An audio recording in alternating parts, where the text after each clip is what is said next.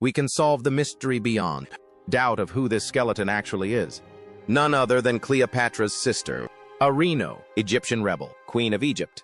History remembers Cleopatra as the epitome of beauty and power, but recent DNA analysis and forensic reconstruction paint a far darker picture. The last pharaoh may not have just ruled Egypt. She may have carried a hidden legacy. Within her own genes, the DNA of Cleopatra has finally been decoded, and what it revealed is nothing short of shocking. It seems her greatest struggle wasn't just against Rome, but against her own biology. To understand the magnitude of this discovery, we have to go back to the woman herself and the secrets her DNA has been hiding for over, say, 2 millennia. And don't forget to subscribe. Let's go to the woman, the Martinez breakthrough, the geometric miracle. For 2,000 years, the sands of Egypt have held on to one specific secret, a secret that has baffled historians and treasure hunters for centuries. We are talking about the final resting place of the last pharaoh, Queen Cleopatra. Usually, most experts will tell you she's gone. They say she's buried under the modern streets of Alexandria, lost forever to earthquakes and rising tides. But for the last 20 years, one woman dared to say they were all wrong. That woman was Kathleen Martinez. Martinez isn't your typical academic in a tweed jacket. She's a criminal lawyer turned archaeologist from the Dominican Republic. And she didn't approach this like a history lesson. She approached it like a cold case homicide. She treated Cleopatra's disappearance like a crime scene that needed to be deciphered. This remains has the possibility of being the lost tomb of Cleopatra.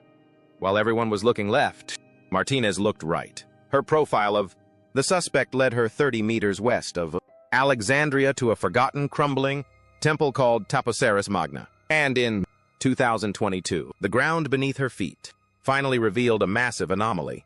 Martinez and her team smashed through the limestone and found something that shouldn't exist, a tunnel. But not just any tunnel. This thing is a shocking replica. It's carved through solid bedrock stretching over 4,300 featuring. That's nearly a mile long. It's 6 feet high, submerged in mud and water, and it heads straight out toward the Mediterranean Sea. Architects are calling it a geometric miracle. It is an engineering masterpiece that matches the legendary ancient Greek tunnel Ophos. But here's the million-dollar question. Why go to this extreme? Why tunnel 40 feet underground into unstable, dangerous rock? You don't build a Million aqueduct for a minor site. This implies importance. The discovery of a sunken port off the coast suggests this wasn't just a remote temple. It was a hub.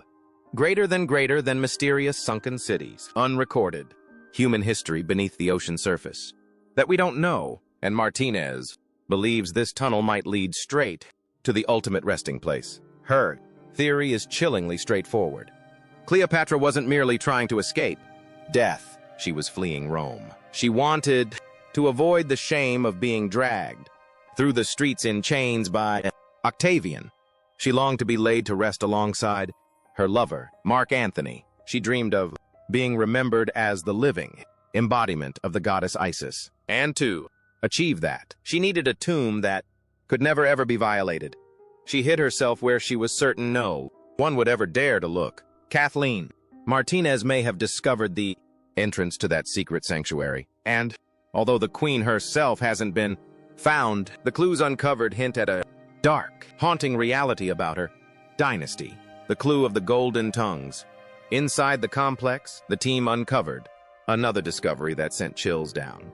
Their spines, buried within 16 rock-cut tombs, were mummies, but these were far from ordinary burials. When archaeologists peered into the crumbling faces of the dead, something glittered in the shadows. Gold, where their tongues should have been. Delicate amulets of gold foil had been placed. The ancient Egyptians believed that to survive the afterlife, one had to speak to Osiris, lord of the underworld. You had to plead your case. A golden tongue gave the power to speak to a god. It granted what they called golden eloquence. But why here? Why in this particular temple? Martinez believes these weren't random aristocrats. They were Cleopatra's people, her inner circle, her courtiers. They were buried here, armed with the magic to speak to Osiris, perhaps to announce the arrival of their queen. Consider what that means. We are not just exploring a graveyard. We are standing in a royal reception hall. We are in her necropolis.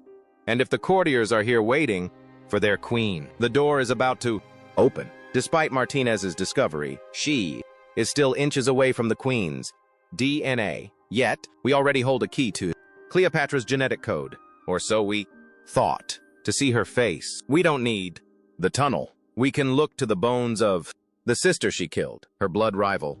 To understand the dead at Tapoceris Magna, we must first understand the ruthlessness of the woman they served.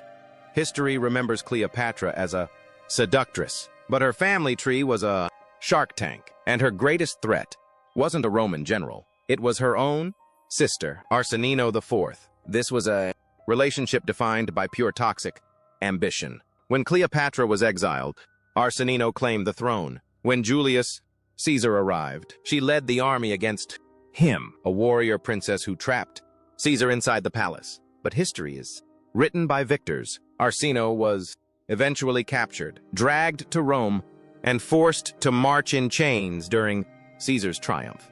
The Roman crowds wept for her, a teenage girl in shackles. That sympathy saved her life, and she was exiled to the Temple of Aramis in Ephesus, modern-day Turkey. She thought she was safe. She was wrong. In 41 BCE, Cleopatra persuaded Mark Antony to do the unthinkable. Assassins were sent to the temple steps. Arsenal was dragged out and slaughtered. It was a scandal that shook the ancient world for us 2,000 years later. It provided a location. We knew exactly where the crime happened. For centuries, Arino was thought lost to history until the 1900s, when archaeologists in Ephesus discovered a unique tomb, the Octagon. Inside lay a skeleton. For decades, scholars debated its identity. But if the theory was correct, these were the remains of Arino IV. The timeline fit. The location fit. The age fit. This was Arino. We finally had Cleopatra's genetic code. Questions about her ethnicity, health, and lineage could be answered. We had a map to the queen's biology. But science has a way of spoiling stories. Initial DNA tests failed due to contamination. The bones had been handled too much. Yet, in a 2025 study, advanced analysis finally revealed an answer no one expected: the African hypothesis.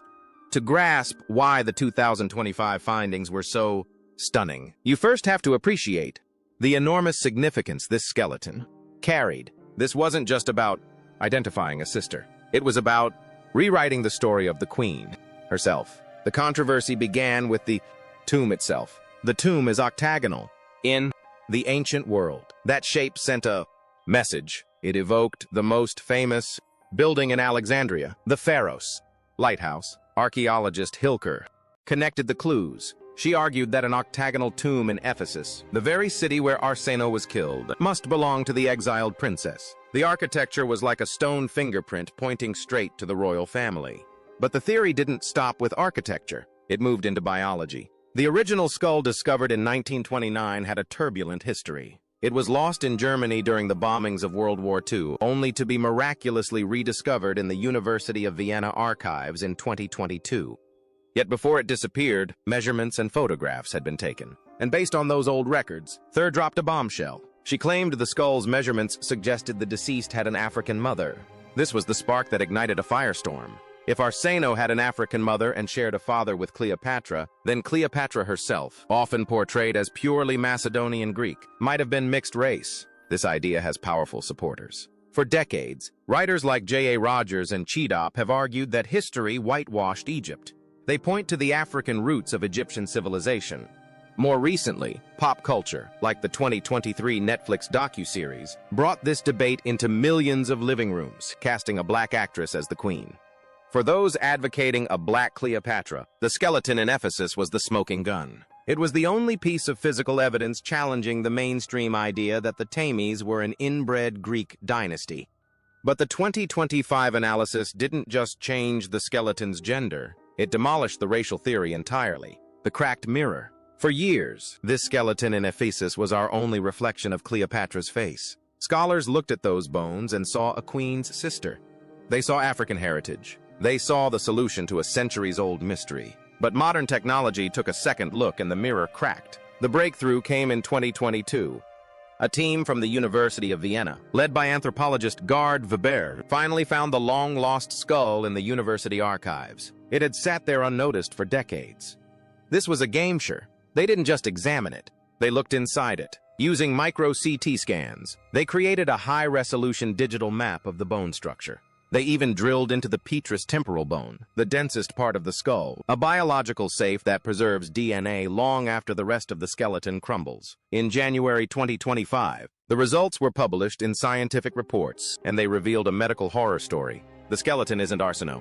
It isn't a 20-year-old woman. It isn't an African princess. The DNA showed a Y chromosome. Cleopatra's supposed sister is actually a boy, an adolescent between 11 and 14 years old. And he wasn't just young, he was suffering. The scans revealed severe developmental disorders. His jaw was stunted. His skull was twisted and asymmetrical. The analysis suggests he may have had Treacher-Collins syndrome or severe rickets. This wasn't a healthy royal rival. This was a child whose face had been deformed by genetic misfortune. Even more shocking, his DNA showed he wasn't from Egypt. His genetic markers trace back to Italy or Sardinia.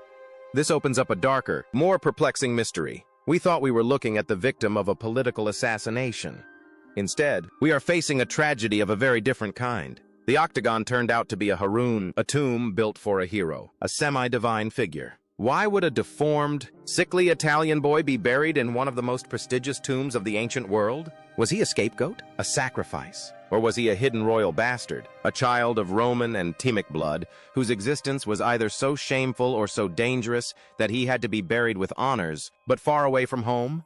Whatever the answer, it turns out that the supposed scientific proof of Cleopatra's African lineage in this tomb was an illusion born from bad science and wishful thinking. So where does that leave us? We are back to the historical record, and the record tells us that Cleopatra was the product of the Tmyc dynasty. And if you want to know what she really looked like, you don't need to find her body. You just need to study the terrifying family tree she had to climb to reach the throne. Because while we don't have her DNA, we know exactly who her parents were. And that reality is far darker than any debate about skin color. The boy in Ephesus may have been a secret, but in Alexandria, the genetic nightmare wasn't hidden. It was a royal policy built on what is called pedigree collapse. In a normal family tree, the branches expand upward. You have 2 parents, 4 grandparents, 8 great-grandparents.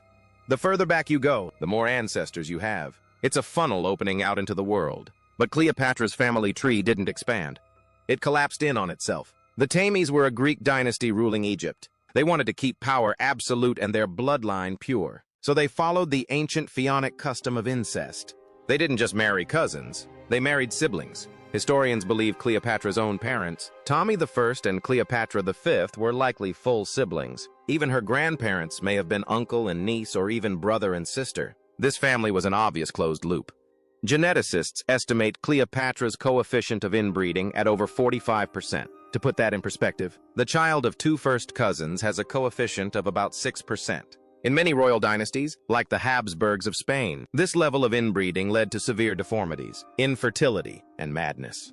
Take Charles II of Spain, the Habsburg king, whose autopsy described a heart the size of a peppercorn due to generations of intermarriage. Historians called him the Bewitched. He was the tragic end of the Habsburg line, a dynasty with the same kind of closed-loop marriages as the Tames. Charles couldn't speak until he was 4, couldn't walk until he was 8, and his jaw was so deformed, a condition called mandibular prognosm, that his teeth couldn't meet. He couldn't chew food and swallowed everything whole.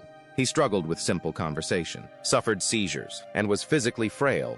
When he died at 38, the autopsy noted his body contained not a single drop of blood. His head was full of water and his heart was the size of a peppercorn. His coefficient of inbreeding was around 25%.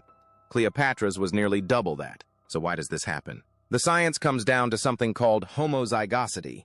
Normally, your DNA is a conversation between your mother and father. One covers the flaws of the other. If your mother passes down a recessive gene for a weakness or disease, your father usually passes a dominant gene for strength to cancel it out. It's a biological safety net. But in Cleopatra's case, there was no conversation. The same genes repeated the same errors over and over. Because her parents were siblings, they carried the exact same genetic flaws. There was no healthy gene to step in and save her. Biologically, she should have been a disaster. Inbreeding like this usually results in deformities like those seen in the boy in Ephesus, physical weakness, cognitive problems, short lifespans. But here is the terrifying paradox. History tells us Cleopatra wasn't deformed. She was brilliant. She spoke 9 languages. She charmed the most powerful men in Rome. She led armies. So, how was she a genetic miracle? A 1 in a million roll of the biological dice? Or have we been missing the signs of her suffering all along? To understand if she was a victim, we have to look at the perpetrators, her ancestors. If you want to know what Cleopatra was fighting against, look at her great-granduncle Tammy III. He was Cleopatra's great-uncle. But because of the incestuous family tree, he was also a direct genetic mirror, and he was a medical catastrophe. They called him Fisk Khan, which translates to potbelly, but that was polite. Historical records describe him as morbidly obese with limbs too weak to support his massive frame. He had to be walked around by attendants. He wore thin, transparent robes that horrified Roman visitors. But look closer at the descriptions. It wasn't just fat. Sources mention a swollen neck, prominent bulging eyes, and shortness of breath. Then look at Cleopatra's father, Ptolemy XII, the flute player. He was described as self-indulgent, weak, and physically soft. These weren't just character flaws, they were symptoms. Modern medical historians examining the TMYC dynasty see a pattern of genetic metabolic disorders. They see evidence of multi-organ pharaohic conditions. They see a family line plagued by obesity and lethargy. And most terrifying of all, they see markers of Graves' disease, an autoimmune disorder attacking the thyroid. It causes exophthalmos, bulging eyes, and goiter, a swollen neck. And here's where the diagnosis gets chilling. Graves' disease doesn't just affect appearance, it affects behavior. It floods the body with thyroid hormones, creating a state of hyperstimulation. Symptoms include manic energy, rapid speech, insomnia, and risky high-stakes behavior. Sound familiar? Historians have long praised Cleopatra for her boundless vitality. They say she could work all night, constantly on the move. We've framed this as genius, but medical anthropologists now ask a darker question. Was Cleopatra's legendary energy actually a symptom? Was the fire inside her the result of a genetic thyroid storm passed down from her uncle? Let's look at the physical evidence we do have, starting with coins. Analyzing the silver tetradrachms minted during her reign, we see the family traits manifesting. Cleopatra has the Tamic nose, a strong hooked aquiline nose. She has a prominent jutting chin and a thick neck. These aren't the features of a delicate beauty queen. They are the features of a survivor. But beneath the surface, the genetic bomb was ticking. The Tamic line was plagued by fibrous dysplasia and weakened bone density. In highly inbred populations, the skeletal structure often suffers. The jaw malforms just like we saw with the boy in Ephesus. And what about the predisposition to obesity? Tammy III was a potbelly. Did Cleopatra inherit the gene? Some experts speculate her famous petite stature wasn't natural. It was a battle. If she had a genetic predisposition for the morbid obesity that crippled her uncle, her life may have been a constant starving struggle against her own metabolism. Her petite frame might have been the result of hyperthyroidism, burning calories at a dangerous rate. So, how did she escape? This sparks the great debate between the medical victim theory and the genetic miracle theory. The first theory argues that Cleopatra was a victim of Tamic inbreeding. It claims she didn't truly escape. While she avoided obvious deformities, she didn't escape the price. Surprisingly, the evidence comes from an unexpected source, the ancient historian Plutarch. Plutarch never uses the term stunted growth, but he left 2 clear hints that medical anthropologists have pieced together. First, the famous carpet scene. Movies show Cleopatra rolling out of a Persian rug. But Plutarch says she climbed into a bed sack, basically a linen laundry bag, tied up and carried on the back of a single servant, Apollodorus. Consider the physics. Being bundled into a sack and carried like a backpack implies she was extremely light. She wasn't a statuesque Amazon. She was tiny. Second, Plutarch critiques her appearance in Life of Antony. He notes that her beauty wasn't remarkable. Her real power came from her voice and character, not her looks. When these ancient clues are combined with a 45% inbreeding coefficient, petite begins to resemble growth restriction. This theory suggests her small size wasn't just a feature, it was a symptom. She may have been physically fragile, battling a body prone to fail her while using her intellect to overcome a lack of physical dominance. The second theory takes the opposite view and is more puzzling. In genetics, there's the concept of a roll of the dice. Even with a 45% inbreeding coefficient, it's statistically possible, though rare, to inherit strong, unbroken genes. Consider the odds. Cleopatra's siblings were weak. Her brother Tommy the 13th was a child puppet who drowned in the Nile. Her sister Arino was captured and killed. The boy in Ephesus, a possible relative, was deformed. Yet Cleopatra lived to 39, bore 4 children, fertility usually the first casualty of inbred lines, and led a navy in battle. She may have been a mosaic survivor. While her family tree collapsed, she somehow passed through the fire unscathed. She inherited the intellect of the Greeks and the ruthlessness of the Romans, but avoided the metabolic collapse of Potbelly and the facial deformities of the boy in Turkey. Still, biology always collects its debt. Even without deformities, she carried the cost. Manic energy, high-stakes risk-taking, paranoia. These may not have been quirks of personality. They might have been the psychological echoes of a brain shaped by centuries of incest. Thanks for watching. Don't forget to subscribe, like, and comment below if you enjoyed this dive into Cleopatra's life, etc.